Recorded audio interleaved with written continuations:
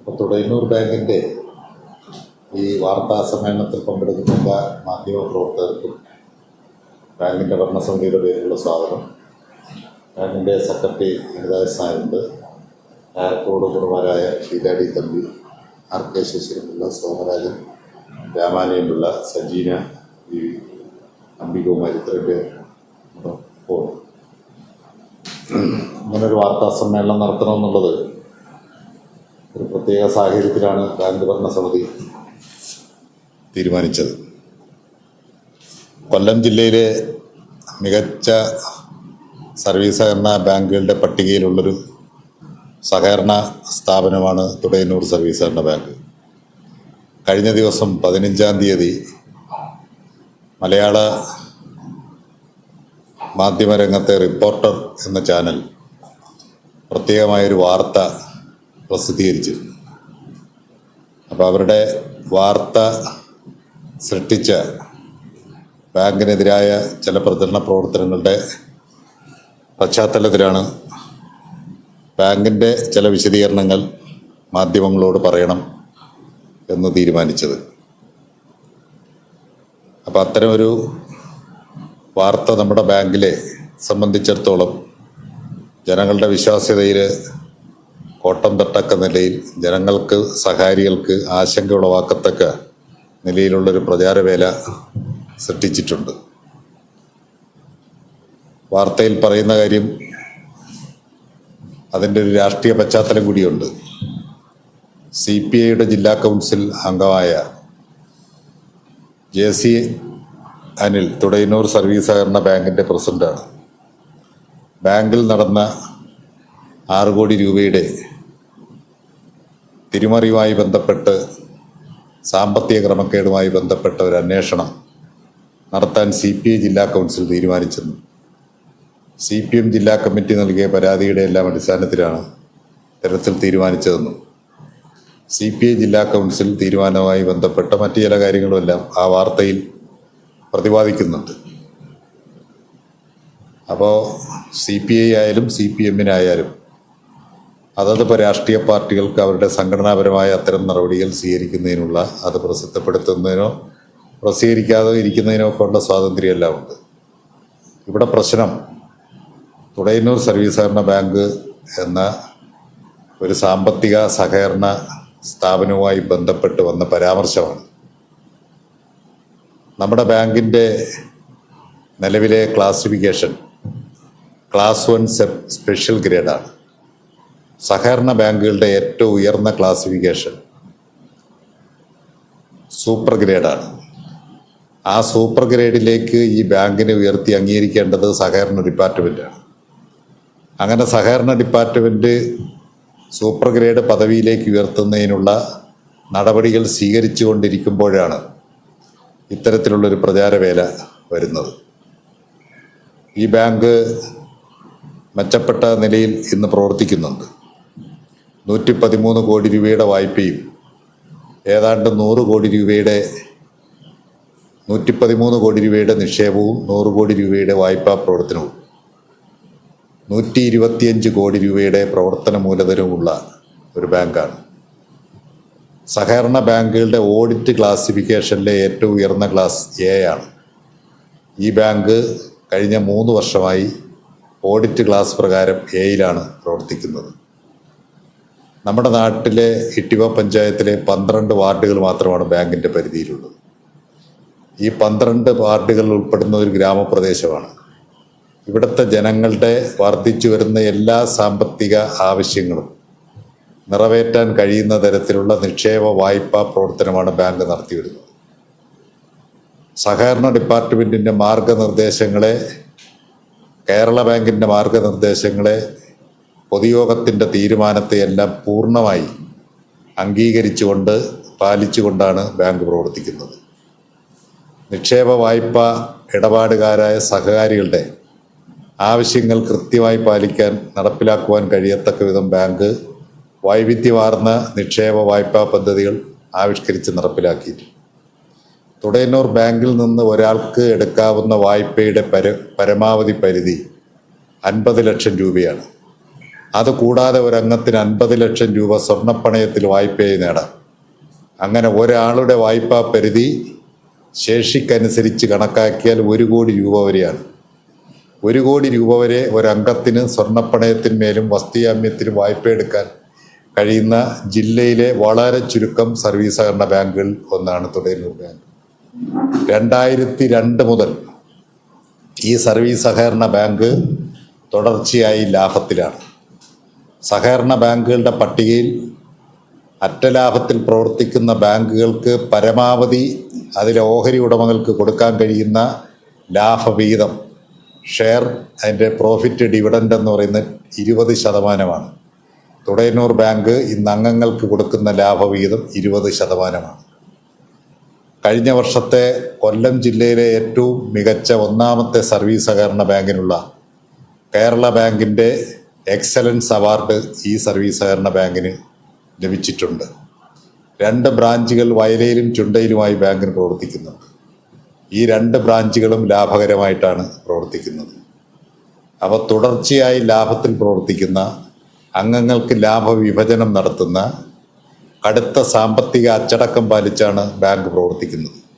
സമ്പൂർണമായി അഴിമതിരഹിതമായ ക്രമപ്രകാരം പ്രവർത്തിക്കുന്ന ബാങ്കാണ് ഈ സ്ഥാപനം എന്നുള്ള സഹകരണ ഡിപ്പാർട്ട്മെൻറ്റിലെ രജിസ്ട്രാർമാരുടെ സർട്ടിഫിക്കേഷൻ്റെ അടിസ്ഥാനത്തിൽ മാത്രമാണ് കേരള ബാങ്കിൻ്റെ എക്സലൻസ് പുരസ്കാരത്തിന് ഈ ബാങ്കിനെ തിരഞ്ഞെടുക്കുന്നത്. എക്സലൻസ് പുരസ്കാരവുമായി ബന്ധപ്പെട്ട് കേരള ബാങ്കിൻ്റെ A to Z പ്രവർത്തനങ്ങളെ നല്ല നിലയിൽ വിലയിരുത്തിയാണ് അത്തരം അംഗീകാരങ്ങൾ നൽകുന്നത്. കൊട്ടാരക്കര താലൂക്കിൽ നിക്ഷേപ സമാഹരണത്തിൽ കഴിഞ്ഞ വർഷങ്ങളിൽ തുടർച്ചയായി ഈ ബാങ്കിന് ഏറ്റവും മികച്ച നിക്ഷേപ സമാഹരണത്തിനുള്ള പുരസ്കാരം ലഭിക്കുന്നുണ്ട്. കൃത്യമായി പൊതുയോഗം ചേരും. ഓഹരി ഉടമകളായ അംഗങ്ങളുടെ നിർദ്ദേശങ്ങൾ പാലിക്കും. പൊതുയോഗത്തിൻ്റെ തീരുമാനങ്ങൾ കൃത്യമായി നടപ്പിലാക്കും.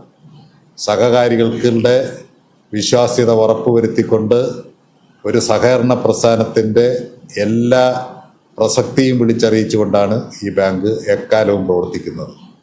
അപ്പോൾ അങ്ങനെ പ്രവർത്തിക്കുന്ന ഒരു ബാങ്കിനെ കുറിച്ച് ഇത്തരത്തിലുള്ള അപവാദ പ്രചരണം അല്ലെങ്കിൽ വ്യാജ വാർത്തകൾ ചമയ്ക്കുന്നതിൽ നിന്ന് ബന്ധപ്പെട്ട മാധ്യമങ്ങളോ മറ്റ് സുഹൃത്തുക്കളും പിന്മാറണം എന്നുള്ളതാണ് ഈ ബാങ്കിന് വേണ്ടിയിട്ട് അഭ്യർത്ഥിക്കുവാനുള്ളത്. നമ്മുടെ ബാങ്കിൻ്റെ സഹകരണ മേഖലയിലെ ബാങ്കുകളുടെ പ്രവർത്തനത്തെ ആകെ വിലയിരുത്തുന്നത് കേരള സർക്കാരിൻ്റെ സഹകരണ വകുപ്പാണ്. ആ ഓഡിറ്റ് റിപ്പോർട്ട് എല്ലാ വർഷവും നൽകും. ഏറ്റവും അവസാനം ഈ ബാങ്കിൻ്റെ ഓഡിറ്റ് പൂർത്തീകരിച്ചിരിക്കുന്നത് 2022-23 സാമ്പത്തിക വർഷത്തിലാണ്. ഈ സാമ്പത്തിക വർഷത്തെ ഓഡിറ്റ് പൂർത്തീകരിച്ചുകൊണ്ടുള്ള ഓഡിറ്റ് സർട്ടിഫിക്കറ്റിലാണ് ബാങ്കിൻ്റെ സമസ്തമായ വിവരങ്ങളെയും കേരള സർക്കാർ സഹകരണ വകുപ്പ് സാക്ഷ്യപ്പെടുത്തുന്നത്. ഞാൻ ഈ കാണിക്കുന്ന രേഖയിൽ തന്നെ ബാങ്കിൻ്റെ കുടിശ്ശിക പെർസെൻറ്റേജ് 15.9% എന്ന് കാണിച്ചിട്ടുണ്ട്. ഇത് 2022-23 വർഷം കൊല്ലം ജില്ലയിലെ 117 സർവീസ് സഹകരണ ബാങ്കുകളിൽ ഏറ്റവും കുടിശ്ശിക തോത് കുറഞ്ഞ 1ാമത്തെ ബാങ്കാണ് ഈ പെർസെൻറ്റേജ്. നമ്മുടെ സംസ്ഥാനത്തെ തെക്കൻ കേരളത്തിൽ ഏറ്റവും കുറഞ്ഞ കുടിശ്ശിക തോതുള്ള ബാങ്കാണ് ഇത്. ഇതിൽ ലാഭത്തിൻ്റെ കണക്ക് കാണിച്ചിട്ടുണ്ട്. 22-23 സാമ്പത്തിക വർഷം എല്ലാ ചെലവുകളും കഴിഞ്ഞിട്ട് ബാങ്കിൻ്റെ അറ്റ ലാഭം 74,50,273 രൂപയാണ്. യഥാർത്ഥ ലാഭത്തിൽ നിന്ന് ബാങ്കിൻ്റെ ഫ്യൂച്ചർ ഡെവലപ്മെൻറ്റിന് വേണ്ടി നീക്കിവെക്കുന്ന ലക്ഷക്കണക്കിന് രൂപയുടെ പദ്ധതികൾ കഴിഞ്ഞിട്ടാണ് ബാങ്ക് അറ്റലാഭത്തിൻ്റെ പട്ടികയിൽ ഉൾപ്പെടുത്തിയിരിക്കുന്നത്. ഇത്തരം സഹകരണ ഓഡിറ്റ് റിപ്പോർട്ടുകളിലാണ് ബാങ്കിൻ്റെ പ്രവർത്തനങ്ങളെ സംക്ഷിപ്തമായിട്ടല്ല വിശദമായി വിലയിരുത്തിയിട്ട് അവർ അതിൻ്റെ ഒരു റിപ്പോർട്ട് തയ്യാറാക്കി കൊടുക്കും.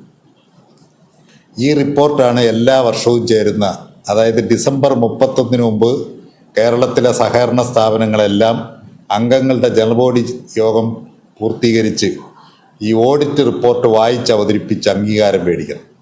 ഈ ഓഡിറ്റ് റിപ്പോർട്ടുകളിലാണ് ബാങ്കിൻ്റെ പ്രവർത്തനങ്ങളിലെ നേട്ടങ്ങളെയും കോട്ടങ്ങളെയും വിലയിരുത്തുന്നതും പരിഹരിക്കപ്പെടേണ്ടുന്ന ന്യൂനതകൾ ചൂണ്ടിക്കാണിക്കുന്നതും ഗുരുതരമായ ആരോപണങ്ങളോ ആക്ഷേപങ്ങളോ ഉണ്ടെങ്കിൽ ഗവൺമെൻറ് രേഖപ്പെടുത്തുന്നതും ഏതെങ്കിലും തരത്തിലുള്ള സാമ്പത്തിക നഷ്ടം ബാങ്കിൻ്റെ പ്രവർത്തനത്തിൽ ബോധപൂർവം അല്ലാതെ ഉണ്ടായിട്ടുണ്ടെങ്കിൽ ബന്ധപ്പെട്ട ആളുകളിൽ നിന്ന് അതിന് പിഴ സഹിതം ഈടാക്കണമെന്ന പരാമർശം രേഖപ്പെടുത്തുന്നതും ഓഡിറ്റ് റിപ്പോർട്ടിലാണ്.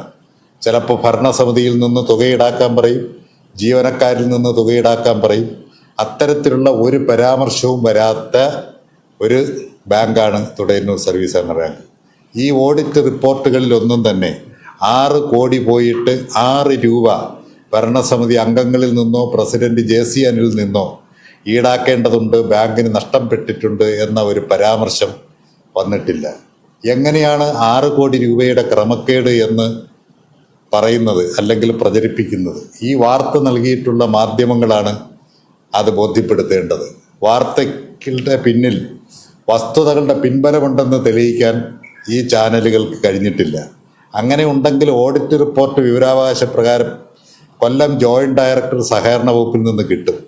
ആ വിവരാവകാശ പ്രകാരം വാങ്ങുന്ന രേഖകളുടെ പശ്ചാത്തലത്തിലാണ് ഇത് നൽകുന്നതെങ്കിൽ നമുക്കത് ബോധ്യപ്പെടും ക്രമക്കേടുണ്ട് എന്നുള്ളത്.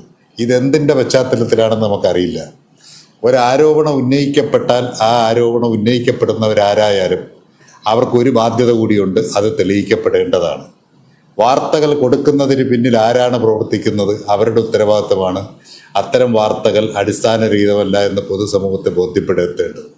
അതുകൊണ്ട് ആരോപണം ഉന്നയിക്കപ്പെട്ടിട്ടുള്ള ആരോപണവും അതിൻ്റെ അടിസ്ഥാനത്തിൽ വാർത്തകൾ നൽകി അപകീർത്തിപ്പെടുത്തുന്നതിൻ്റെ ഉത്തരവാദിത്തം ബന്ധപ്പെട്ടവർക്ക് മാത്രമാണ്. ബാങ്കിനെ സംബന്ധിച്ചിടത്തോളം ഇത്തരം ഒരു പശ്ചാത്തലത്തിൽ സഹകാരികളോട് അവർ ഈ ബാങ്കിൽ അർപ്പിച്ചിരിക്കുന്ന വിശ്വാസമാണ് ഈ ബാങ്കിൻ്റെ കരുത്ത് എന്ന് പറയുന്നത്.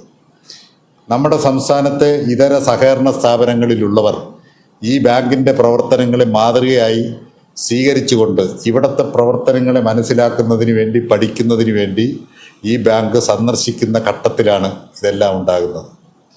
ഒരു തികച്ചും ഗ്രാമപ്രദേശത്ത് 12 വാർഡുകളിൽ മാത്രം മിക്കവാറും കേരളത്തിലെ 90% സർവീസ് സഹകരണ ബാങ്കുകളും ഒരു പഞ്ചായത്ത് പൂർണ്ണമായോ ഒരു കോർപ്പറേഷൻ മുനിസിപ്പാലിറ്റി പൂർണ്ണമായോ അധികാര പരിധിയാക്കി പ്രവർത്തിക്കുമ്പോൾ ഇവിടെ ഇട്ടിവ പഞ്ചായത്തിലെ 21 വാർഡുകളിലെ കേവലം 12 വാർഡുകളിൽ മാത്രം പ്രവർത്തിക്കുന്ന ഈ സ്ഥാപനമാണ് ഇത്രയധികം നേട്ടങ്ങൾ കൈവരിച്ചിട്ടുള്ളത്.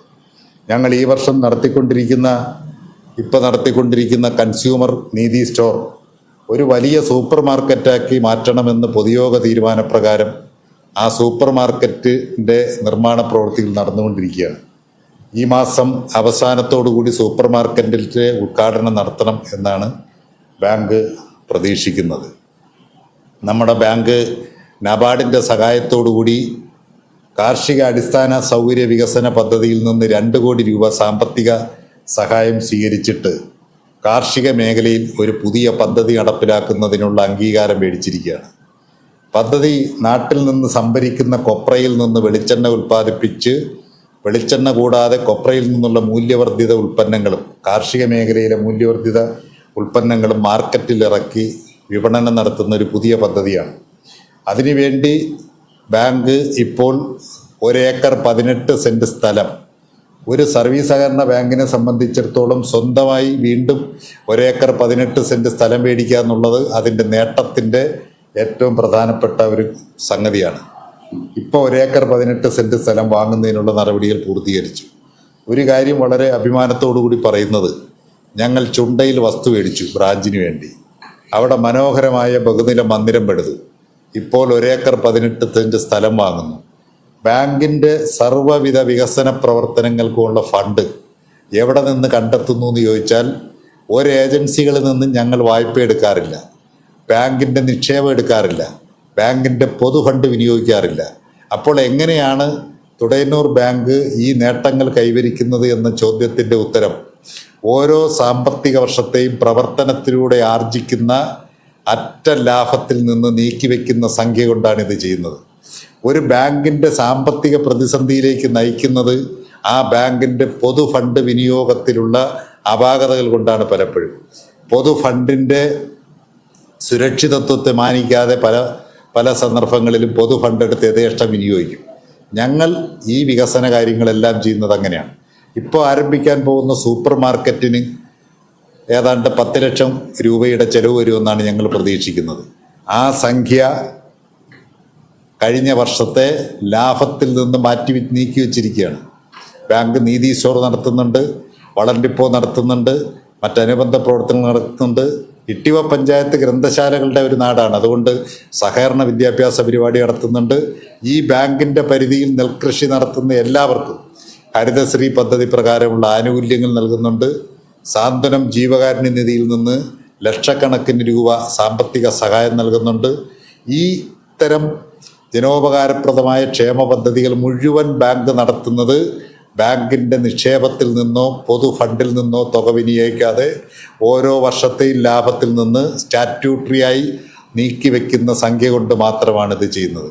ഇവിടെയാണ് സാമ്പത്തിക അച്ചടക്കം കർശനമായി പാലിക്കുന്ന ഒരു സഹകരണ സ്ഥാപനത്തെ മറ്റിതര സ്ഥാപനങ്ങളിൽ നിന്ന് മാതൃകയാക്കുന്നത്.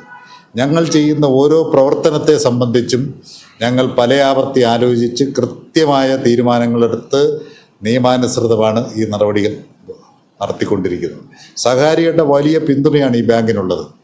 നിങ്ങൾ മനസ്സിലാക്കേണ്ടത് ഞാൻ നേരത്തെ പറഞ്ഞതുപോലെ ഇത്തരം ഒരു ഉൾനാടൻ ഗ്രാമപ്രദേശത്ത് 115 കോടിയോളം രൂപയുടെ നിക്ഷേപം കൃത്യമായി സമാഹരിച്ച് ഇത്രയധികം വായ്പാ പ്രവർത്തനം നടത്തിക്കൊണ്ടുപോകാൻ കഴിയുന്നു എന്ന് പറഞ്ഞാൽ ഏറ്റവും ഉയർന്ന ഗ്രേഡായിട്ടുള്ള സൂപ്പർ ഗ്രേഡിലേക്ക് ക്ലാസിഫിക്കേഷനിൽ എയിലേക്കല്ല വരാൻ കഴിയാമെന്ന് പറഞ്ഞാൽ ആ പ്രവർത്തനത്തിൻ്റെ അത് ദീർഘകാലമായി ഈ ബാങ്കിനെ നയിച്ചിട്ടുള്ള എല്ലാ ഭരണസമിതിയും, അതിൻ്റെ പ്രസിഡന്റുമാർ, അതിൻ്റെ ഭരണസമിതി അംഗങ്ങൾ, ഇവിടുത്തെ എല്ലാ രാഷ്ട്രീയ പാർട്ടികളുടെയും നേതൃത്വങ്ങൾ, ഈ ബാങ്കിൻ്റെ ജീവനക്കാർ, സഹകാരികൾ, സഹകരണ വകുപ്പ് എല്ലാവരും കൂടിയുള്ള ഒരുമിച്ച പ്രവർത്തനത്തിൻ്റെ റിസൾട്ടാണ് എന്ന് ഞങ്ങൾ അഭിമാനത്തോടു കൂടി എപ്പോഴും പറയും.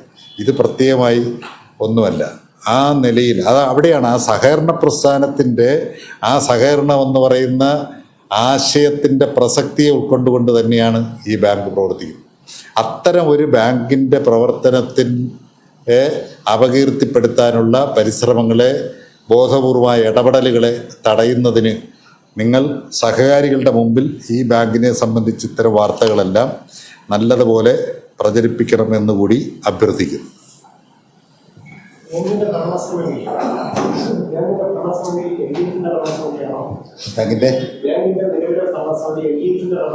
ബാങ്കിന്റെ ഭരണസമിതി LDF ആണ്, 13 അംഗങ്ങളാണ്. അല്ലല്ല, CPI ഉണ്ട്, CPM ഉണ്ട്, NCPയുടെ നേതാവുണ്ട്. കഴിഞ്ഞ ഭരണസമിതി തെരഞ്ഞെടുപ്പിൽ BJPയോ കോൺഗ്രസോ ഈ തെരഞ്ഞെടുപ്പിൽ മത്സരിക്കാതെ യുനാനിമസായി ഇലക്ഷൻ ഒഴിവാക്കി, സാമ്പത്തിക ബാധ്യത ഒഴിവാക്കി തെരഞ്ഞെടുക്കപ്പെട്ട ഭരണസമിതിയാണ്. നിലവിൽ വന്നിരിക്കുന്ന ഒരു ആരോപണം CPM ജില്ലാ കമ്മിറ്റിക്ക് പരാതി നൽകുന്നു. ബാങ്കിലെ പ്രവർത്തനമാണ് 6 കോടി രൂപയുടെ തിരിമറി ബാങ്കിൽ നടത്തിക്കൊണ്ടുള്ള പരാതി നൽകുന്നു എന്നാണ് ആരോപണമായി വന്നിരിക്കുന്നത്. ഈ പരാതിയുടെ അടിസ്ഥാനത്തിൽ CPI 3-അംഗ അന്വേഷണ കമ്മീഷനെ നിയമിച്ചിട്ടുണ്ടെന്ന് ആരോപണത്തിൽ പറയുന്നു. അത് എങ്ങനെയാണ് കാണുന്നത്? ഈ സംഭവം നടന്ന സംഭവം, അതായത് CPIയുടെ ജില്ലാ കമ്മിറ്റിക്ക് രേഖാമൂലം പരാതി നൽകിയിട്ടുണ്ടോ? 3-അംഗ അന്വേഷണ കമ്മീഷനെ നിയമിച്ചിട്ടുണ്ട്. 6 കോടി രൂപയുടെ ക്രമക്കേട് ഉണ്ടെന്ന് CPM ജില്ലാ കമ്മിറ്റി CPI നേതൃത്വത്തിന് കത്ത് നൽകിയതായിട്ട് ഈ വാർത്തയിൽ പറയുന്നില്ല. ആ വാർത്തയിൽ പറയുന്നത് CPM ജില്ലാ കമ്മിറ്റി CPIയുടെ ജില്ലാ നേതൃത്വത്തിന് ഒരു കത്ത് നൽകിയെന്ന് മാത്രമേ പറയുന്നുള്ളൂ. അത് വാർത്തയിൽ പറയുന്ന കാര്യമാണ്. അങ്ങനെ ഒരു കത്ത് നൽകിയിട്ടുണ്ടോ? കത്തിൻ്റെ ഉള്ളടക്കം എന്താണ്? അതോ കത്ത് നൽകാതെ CPI നേതൃത്വവുമായിട്ട് ആശയവിനിമയം നടത്തുകയാണോ ചെയ്തിട്ടുള്ളത് എന്നെല്ലാം അതിൻ്റെ നിജസ്ഥിതി പറയേണ്ടത് CPM നേതൃത്വമാണ്. CPI ജില്ലാ കൗൺസിൽ തീരുമാനിച്ചിട്ടുള്ള അന്വേഷണ കമ്മീഷനും അതിൻ്റെ അന്വേഷണ കമ്മീഷൻ്റെ പരിധിയിൽ ഏതെല്ലാം സബ്ജക്റ്റുകളാണ് ഉൾപ്പെടുത്തിയിരിക്കുന്നതിനെ കുറിച്ചും പറയേണ്ടത് CPI ജില്ലാ നേതൃത്വമാണ്. ഇത് രണ്ടും ബാങ്കിന്റെ ഭരണസമിതിയെ സംബന്ധിച്ച് അറിവുള്ളൊരു കാര്യമേ അല്ല. അതെല്ലാം വാർത്തകളിലൂടെ അറിയുന്ന കാര്യങ്ങൾ. കാരണം ഇപ്പൊ വന്നിരിക്കുന്ന ആരോപണം ബാങ്കിൽ 6 കോടി രൂപയുടെ തീരുമാനം നടത്തിയിട്ടുണ്ട്. JC നേതൃത്വം നൽകുന്ന ഭരണസമിതിയാണ് തീരുമാനം നടത്തിയിരിക്കുന്നത്. അത് ചൂണ്ടിക്കാണിച്ചുകൊണ്ട് CPM CPIക്ക് കത്ത് കൊടുത്തിട്ടുണ്ടാകും. ആ കത്തിന്റെ അടിസ്ഥാനത്തിൽ 3-അംഗ അന്വേഷണ കമ്മീഷനെ നിയമിച്ചിട്ടുണ്ടെന്നുമാണ് പ്രധാനമായും വാർത്ത ഇപ്പോൾ പുറത്തുവന്നിരിക്കുന്നത്. അപ്പൊ അത് ഇങ്ങനെ ചെയ്തിട്ടുണ്ടോ, ഇങ്ങനെ ഉണ്ടോ എന്ന് ഇപ്പൊ ഭരണസമിതിക്ക് അറിയില്ല എന്ന് പറഞ്ഞാൽ അപ്പൊ ആ വാർത്ത എങ്ങനെ ശരിയാണ് അല്ലെങ്കിൽ തെറ്റാണ് എന്ന് നമുക്ക് വിലയിരുത്താൻ കഴിയും. അതെ, അതിന് ഞങ്ങൾ തെറ്റാണെന്ന് പറയുന്നത് ഇപ്പോൾ CPI അന്വേഷണ കമ്മീഷനെ എടുത്തോ ഇല്ലെന്ന് നമ്മൾ തെറ്റാണെന്നോ ശരിയാണെന്നോ നമ്മൾ പറയുന്നില്ല. CPM കത്ത് കൊടുത്തെന്നോ കത്ത് കൊടുത്തില്ലെന്നുള്ള ശരി തെറ്റുകളിലേക്കും ഞങ്ങൾ പോകുന്നില്ല. ഞങ്ങൾ പറയുന്ന ഒറ്റ ഭാഗമേ ഉള്ളൂ. ആ വാർത്തക്കിടയിലെ വളരെ ഗുരുതരമായ ഒരു ആരോപണം തുടയന്നൂർ സർവീസ് സഹകരണ ബാങ്കിൻ്റെ പ്രസിഡന്റായിട്ടിരിക്കുന്ന JC അനിൽ 6 കോടി രൂപയുടെ ക്രമക്കേട് നടത്തിയിരുന്നത്. ആ ക്രമക്കേട് 6 കോടി പോയിട്ട് 6 രൂപയുടെ ക്രമക്കേടും ഈ ബാങ്കിൽ നടന്നിട്ടില്ല എന്ന് വളരെ ഉത്തരവാദിത്തത്തോടു കൂടി പറയാൻ ബാധ്യതപ്പെട്ട സമിതിയാണ് ഈ ഭരണസമിതി. ഞങ്ങൾ ആ വിഷയമാണ് പറയുന്നത്. മറ്റേ 2 വിഷയങ്ങൾ ഞങ്ങളുടെ മുമ്പിൽ ഔട്ട് ഓഫ് അജണ്ടയാണ്. അത് ഞങ്ങൾ പറയേണ്ടുന്ന കാര്യമല്ല, അതിനെക്കുറിച്ച് അവരാണ് പറയേണ്ടത്. ഞങ്ങൾ പറയുന്ന ഒറ്റ ഭാഗമേ ഉള്ളൂ. ഇങ്ങനെ ഒരു വാർത്ത കേട്ടറിവിൻ്റെ അടിസ്ഥാനത്തിൽ കൊടുത്ത റിപ്പോർട്ടർ ചാനലിൻ്റെ പ്രചരണവും അനുബന്ധമായി മാധ്യമങ്ങൾ അല്പസ്വല്പമെങ്കിലും നടത്തിക്കൊണ്ടിരിക്കുന്ന പ്രചരണങ്ങളും ആ പ്രചരണങ്ങളെ ഏറ്റുപിടിച്ച് ജനങ്ങൾ ചിലർ നടത്തുന്ന അപവാദ പ്രചരണങ്ങളും ബാങ്കിന് ഡാമേജസ്, അത് ഈ ബാങ്കിൻ്റെ വിശ്വാസ്യതയ്ക്ക് കോട്ടം തട്ടും. ഈ ബാങ്കിൻ്റെ വളർച്ചയെ അത് ബാധിക്കും. അത് പെട്ടെന്ന് ഒഴിവാക്കണം. അതിന് നിജസ്ഥിതി ജനങ്ങൾ ബോധ്യപ്പെടണം. ഞാൻ പറഞ്ഞല്ലോ, സഹകരണ സ്ഥാപനങ്ങളിൽ എന്തെങ്കിലും ഒരു അലിഗേഷനുണ്ട് എന്ന് അന്വേഷിക്കേണ്ടുന്നത് സഹകരണ വകുപ്പാണ്. സഹകരണ വകുപ്പിൻ്റെ അന്വേഷണത്തിന് ഇപ്പോൾ ഒരാൾക്ക് പരാതി ഉണ്ടെങ്കിൽ സഹകരണ വകുപ്പിനോട് പറയാം. സഹകരണ നിയമത്തിൽ അതിന് കൃത്യമായ വകുപ്പുകളുണ്ട്. ആ വകുപ്പുകൾ പ്രകാരം അന്വേഷണം നടത്താം, സർചാർജ് ഏർപ്പെടുത്താം, കമ്മിറ്റിയെ സൂപ്പർസീഡ് ചെയ്യാം. ഒരുപാട് അധികാരങ്ങളുണ്ട് സഹകരണ നിയമത്തിൽ. പ്രത്യേകിച്ചും ഇപ്പോഴത്തെ ഭേദഗതി എന്ന് പറഞ്ഞാൽ സമഗ്രമായ നിയമ ഭേദഗതിയാണ് വന്നിരിക്കുന്നത്. ഒരുപാട് നടപടികൾ. ഈ ബാങ്കിനകത്ത് അത്തരം ഒരു നടപടിയും ഞങ്ങൾ സമീപകാലത്ത് നേരിട്ടിട്ടില്ല. അപ്പം അവർ ഞങ്ങൾക്ക് ഒരു പരാതി തന്നിട്ടില്ല. ബാങ്കിലെ സെക്രട്ടറി ഇവിടെ ഇരിക്കണം. തെറ്റായ വാർത്ത ആയതുകൊണ്ട് തന്നെ തെറ്റാണ് എന്ന് ഉത്തമമായ ബോധ്യമുള്ളതുകൊണ്ട് ആ മാധ്യമ സ്ഥാപനത്തിനെതിരെ ബാങ്കിൻ്റെ പ്രസിഡന്റ് എന്നുള്ള നിലയിൽ 1 കോടി രൂപയുടെ നഷ്ടപരിഹാരവും മാനനഷ്ടവും ഒക്കെ ആവശ്യപ്പെട്ടുകൊണ്ട് നിയമാനുസൃതമായ ഒരു വക്കീൽ നോട്ടീസ് അയച്ചിട്ടുണ്ട്. അത് ഒരു നിയമ നടപടിയുടെ തുടക്കമാണ്. അതിൻ്റെ തുടർ കാര്യങ്ങൾ പിന്നീട് തീരുമാനിക്കും. ഇപ്പം നോട്ടീസ് അവർക്ക് സർവ് ചെയ്തിട്ടുണ്ട്. ഞാൻ പ്രതീക്ഷിക്കുന്നത് ഇന്ന് കൊച്ചിയിലെ റിപ്പോർട്ടറിൻ്റെ ഓഫീസിൽ ബന്ധപ്പെട്ട അതിൻ്റെ ചീഫ് എഡിറ്റേഴ്സിനോ മറ്റേ ആളുകൾക്കോ അത് ഇന്നത് കൈപ്പറ്റാൻ കഴിയുമെന്നാണ് പ്രതീക്ഷിക്കുന്നത്. അതെല്ലാം നമ്മൾ സ്വീകരിച്ചിട്ടുണ്ട്.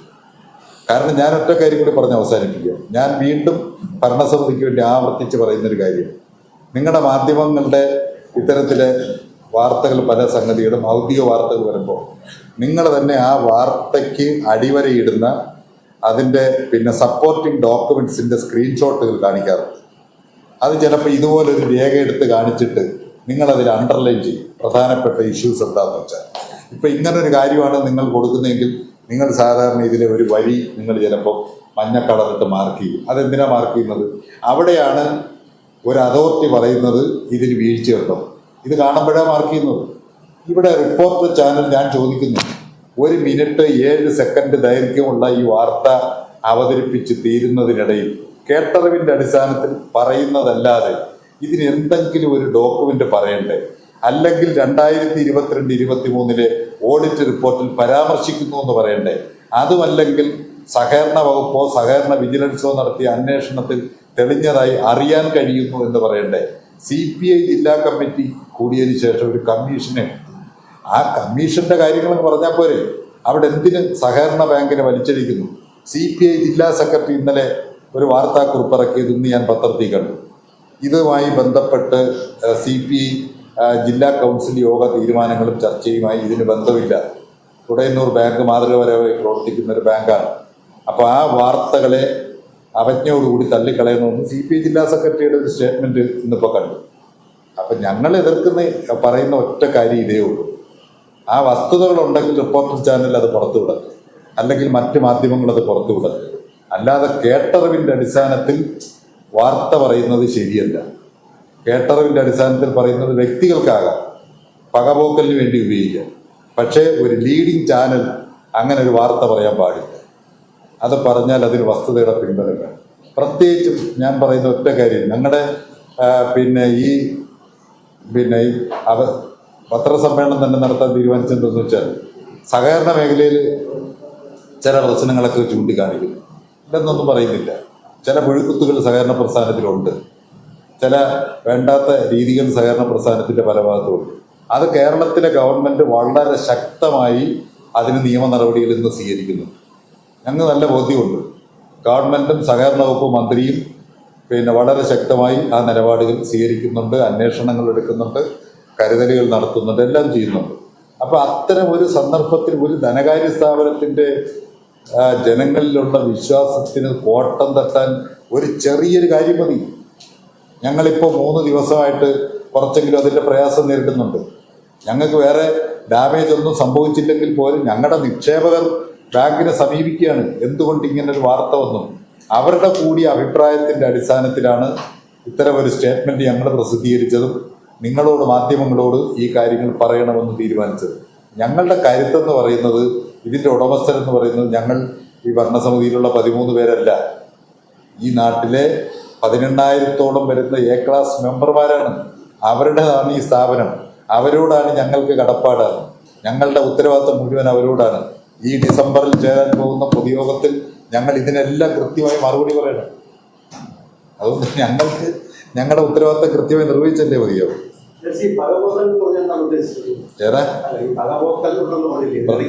പ്രത്യേകിച്ചൊന്നുമില്ല. മറ്റൊരു കാര്യം, ഇതിൽ ആ വാർത്തയിൽ തന്നെ മറ്റൊരു കാര്യം കൂടി പ്രധാനമായിട്ട് പറഞ്ഞാൽ, ഈ MN സ്മാരക ഫണ്ട് തട്ടിപ്പുമായി ബന്ധപ്പെട്ട് അത് JC തട്ടിച്ചെന്നു ഇത് ഔദ്യോഗിക സ്ഥാനത്ത് നിന്ന് മാറ്റി നിർത്തിയിരുന്നു. അവിടെ തൊട്ടാണ് JC കുറിച്ചുള്ള ആരോപണങ്ങൾ പുറത്തുവരുന്നത്. ആ ഒരു ഘട്ടം തൊട്ടാണ് അത് ഇപ്പൊ ഈ ഒരു വേദി എന്നല്ല, ആ ഒരു വാർത്തയുടെ ഭാഗമായി വന്നതുകൊണ്ടാണ് ഇത് ചോദിച്ചത്. ഇപ്പൊ വേഗമായി ബന്ധപ്പെട്ട സംഭവം അല്ലത്. അവിടെ തൊട്ടാണ് JCയുടെ ഇങ്ങനെ ഇത് വരുന്നത്. അപ്പൊ തൊട്ടടുത്ത് വീണ്ടും വരുന്നു. ഇത് കഴിഞ്ഞ ഉടനെ വരുന്നു ബാങ്കിൽ 6 കോടി രൂപ തീരുമാനം. അപ്പൊ ഇങ്ങനെ കഥകൾ പിന്തുടർന്ന് ഓരോന്നായി ഇങ്ങനെ വരുന്നു. അത് എങ്ങനെയാണ് കാണുന്നത് ഈ സംഭവം? നമുക്ക് വെറും ഒരു ആരോപണമായിട്ട് തള്ളിക്കാനായിട്ട് നിങ്ങളുടെ മാധ്യമ പ്രവർത്തനത്തിലേക്ക് വരാൻ കുറച്ച് വൈകിയത് കൊണ്ടാണ്. ഈ MN സ്മാരക നവീകരണ ഫണ്ടുമായി ബന്ധപ്പെട്ട ആരോപണം വന്നിട്ട് 10 മാസമേ ആയുള്ളൂ. ഞാൻ ഈ ബാങ്കിൻ്റെ ഭരണസമിതിയിൽ വന്നിട്ട് 34 കൊല്ലവും 2 മാസവും കഴിഞ്ഞിരിക്കുകയാണ്. അപ്പം 34 കൊല്ലത്തിനിടയിൽ ഞാൻ എന്തെല്ലാം ആരോപണങ്ങൾ കേട്ടിട്ടുണ്ട്, ഏതെല്ലാം ആക്ഷേപങ്ങൾക്ക് വിധേയനായിട്ടുണ്ട്. ഞാൻ മാത്രമല്ല, കേരളത്തിലും ഇന്ത്യയിലും ലോകത്തെവിടെയും പൊതുരംഗത്ത് എന്തെങ്കിലുമൊക്കെ വ്യക്തിത്വങ്ങൾ അല്ലെങ്കിൽ എന്തെങ്കിലുമൊക്കെ ഇടപെടലുകൾ നടത്തുന്ന പലരുടെയും പേരിൽ ശരിയായും തെറ്റായുമുള്ള ആക്ഷേപങ്ങൾ വരും. അതിലൊന്നും ഒരു പ്രയാസമില്ല. 15 വർഷമായി 15 കൊല്ലം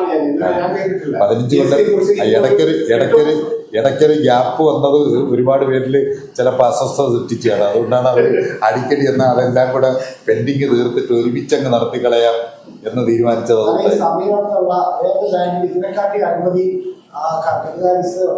അതിലൊന്നും പുറത്തു വരാതിരിക്കുകയും ഈ പറയുന്നത് നല്ല രീതിയിൽ പ്രവർത്തിക്കുന്ന ഈ ബാങ്കിനെതിരെ ഇങ്ങനെ അടിക്കടിക്ക് ഇങ്ങനെ നിങ്ങളെ കൂടെ നിൽക്കുന്ന ആൾക്കാർ തന്നെയാണ് സമീപത്തുള്ള ബാങ്കുകളിൽ അഴിമതി ക്രമക്കേട് ഉണ്ടെന്നുള്ളത് ബിനുവിന്റെ അഭിപ്രായമല്ലേ? എനിക്കത് പറയാൻ പറ്റില്ല. എനിക്കങ്ങനെ ഒരു അഭിപ്രായമില്ല. ഞങ്ങൾക്ക് ആർക്കും ഇല്ല. ഉണ്ടെങ്കിലല്ലേ അത് പറയാൻ പറ്റും.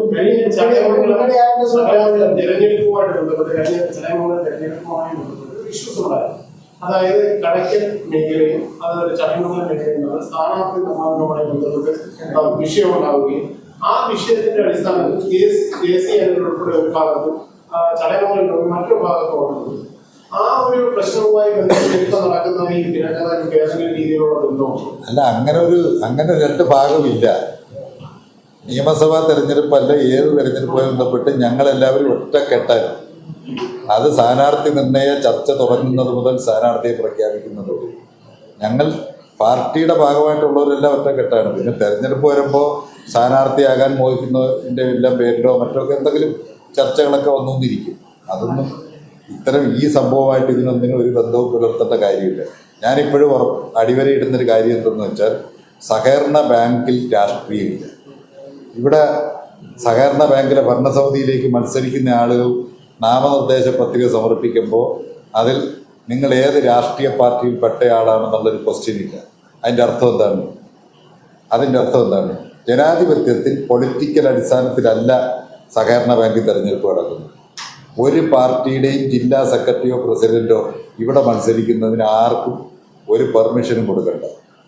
സഹകരണ ബാങ്ക് ഒഴിച്ചുള്ള എല്ലാ പൊതു തെരഞ്ഞെടുപ്പിലും മത്സരിക്കണമെങ്കിൽ ജില്ലാ സെക്രട്ടറിയുടെയോ പ്രസിഡന്റിൻ്റെയോ കത്തുണ്ടെങ്കിലേ ചിഹ്നം അനുവദിക്കും. ഇതിൽ ആ വിഷയമില്ലല്ലോ, ഇതിലാർക്കും മത്സരിക്കും. അതുകൊണ്ട് ഇവിടെ ഭരണസമിതിയിൽ പ്രതിപക്ഷവും ഇല്ല, ഭരണപക്ഷവും ഇല്ല. അംഗങ്ങൾ തിരഞ്ഞെടുക്കപ്പെടുന്ന ഒരു ഭരണസമിതി.